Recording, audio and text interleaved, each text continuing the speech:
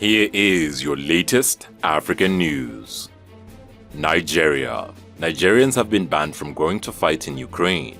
Nigerians say it will not allow its nationals to join the fight in Ukraine. This follows reports of alleged recruitment of volunteers in the country to fight for Ukraine. Nigeria's foreign minister said the Ukrainian embassy had denied any role in the alleged exercise. However, the embassy confirmed that a number of Nigerians had approached it indicating willingness to join the war, according to a statement on March 7th, signed by Francisca Omayuli, spokesperson for the ministry. The embassy also distanced itself from claims that it was requesting $1,000 or £800 from each Nigerian volunteer for an air ticket and visa. This comes days after Senegal warned against volunteers enlisting to fight against Russia in Ukraine. It also ordered the Ukrainian ambassador to take down a Facebook post that had called on Senegalese volunteers to enlist in the war. Zimbabwe. You can now go to Ukraine. We don't need you here. Government tells NGO.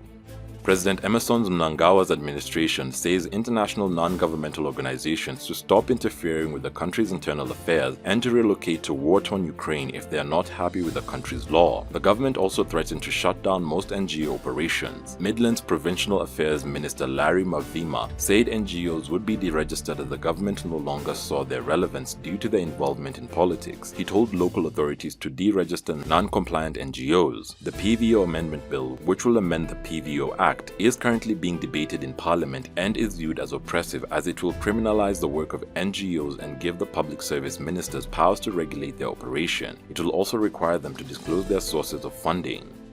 Africa-wide. Africa is now taking AI possibilities seriously.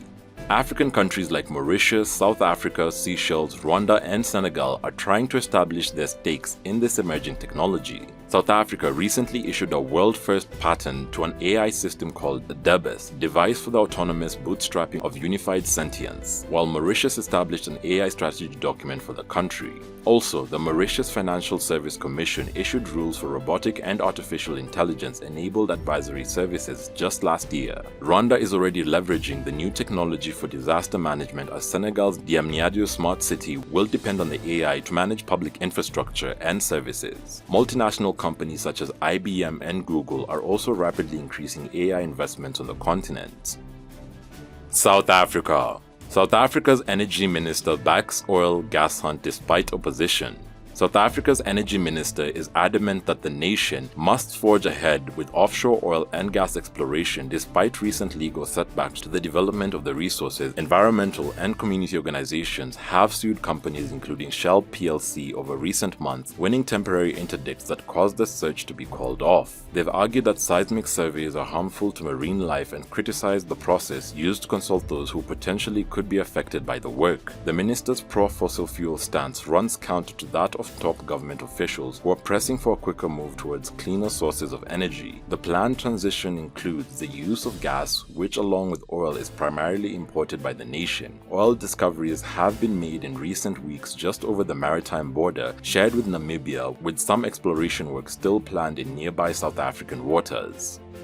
Africa-wide. By 2050, a quarter of Earth's population will be African. In 2022, the world's population will pass 8 billion. It has increased by a third in just 2 decades. By 2050, there will be about 9.5 billion people on the planet, according to respected demographers. Fertility rates in Europe, North America, and East Asia are generally below 2.1 births per woman, the level at which population remains stable at constant mortality rates. The population of more than half of Africa's 54 nations will double or more by 2050, the product of sustained high fertility and improving mortality rates. The continent will be home to at least 25% of the world's population, compared with less than 10% in 1950. Africa's unprecedented population growth will impact geopolitics, global trade, immigration, and almost every aspect of life. Tanzania. Tanzania frees detained opposition leader Mbowe. Tanzanian opposition leader Freeman Mbowe has been released after prosecutors dropped terrorism charges against him, ending a case that his supporters had branded a government bid to crush dissent. Mbowe, who's the chairman of the Chadema party, was detained last July in the lakeside town of Mwanza, where he was due to attend a conference on proposals for a new constitution. He was charged in court on July 26th in spite of protests from his party members who say the charges were politically motivated. Mbowe's supporters who had gathered into court to follow the trial cheered after the decision to drop the charges was announced. His detention and trial had raised questions about President Samia Suluhu Hassan's commitment to greater tolerance for political dissent. South Africa. South African hip-hop artist DJ Dimplez dies.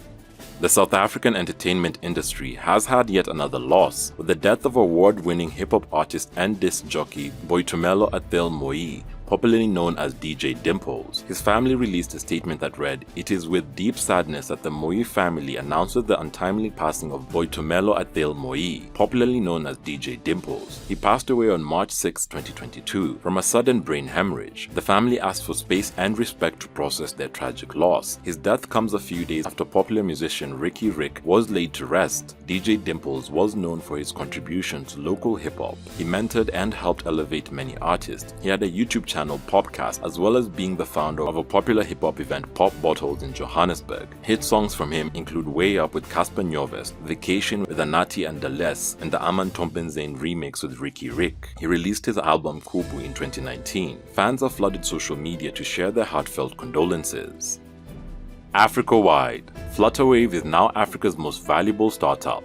Flutterwave Inc., an African and emerging markets-focused payment firm, more than tripled its valuation in less than a year to over $3 billion following its latest fundraising. B Capital Group led the $250 million round, with participation from Alta Park Capital LP, Whale Rock Capital and Lux Capital. Flutterwave has said in an email statement, "The investment has enabled the company to become the highest-valued African startup. The company will use the funds to expand through mergers and acquisitions in Africa and the Middle East in the coming months," according to co-founder and chief executive officer Olugbenga Agbola. Flutterwave's round comes amid increasing interest in Africa as investors target a young and tech-savvy population that's quickly adopting online financial transactions. Last year, Africa-focused startups raised a record $5 billion.